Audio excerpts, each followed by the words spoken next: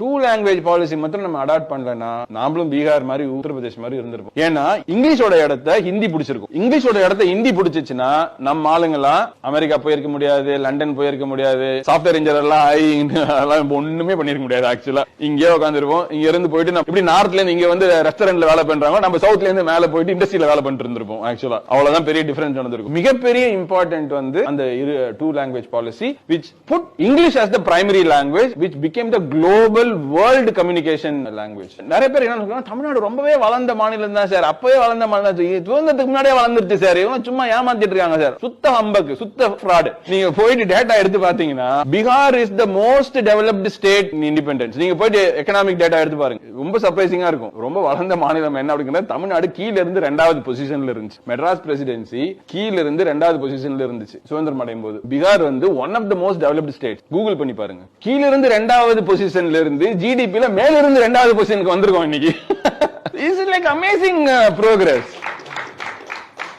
We should be super happy about it, right? So first master stroke வந்து காமராஜ் பண்றாரு. அந்த master ஸ்ட்ரோக்ல என்ன பண்றாருன்னா, வெறும் 6000 ஸ்கூல் இருந்த தமிழ்நாட்டுல 22,000 23,000 ஸ்கூல் ஒரே 10 வருஷத்துல பண்றாரு. மிகப்பெரிய மாஸ்டர் ஸ்ட்ரோக் ஆக்சுவலா. அதுல என்ன நடக்குதுன்னா, வெறும் 40% குழந்தைங்க தான் காலேஜ் இதுக்கு ஸ்கூலுக்கு போயிட்டு இருந்தாங்க.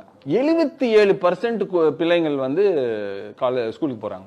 அந்த அடித்தளம் தான் ரிப்பிள் எஃபெக்ட் கிரியேட் பண்ணுது பின்னாடி. அதுக்கப்புறம் இந்த பிள்ளைங்க எல்லாம் படிச்சு போறாங்க இல்லீங்களா, அவங்களுக்கு அடுத்த ஸ்டெப் என்ன தேவைப்படுது? காலேஜ் தேவைப்படுது. ஸ்கூல் படிச்சிடறாங்க, அவங்களுக்கு அடுத்து என்ன தேவைப்படுது? காலேஜ் தேவைப்படுது. அடுத்த ஆள் வர்றாரு, கலைஞர், எம்ஜிஆர் எல்லாம் வராங்க. அவங்க தான் வந்து அந்த காலேஜஸ் வந்து பிரைவேடைஸ் பண்றாங்க. வெறும் 40 இன்ஜினியரிங் காலேஜ் இந்த தமிழ்நாட்டில் இன்னைக்கு 550 இன்ஜினியரிங் காலேஜஸ் இருக்கு. 550 10 டைம்ஸ் 12 டைம்ஸ் அதிகமா இருக்கு.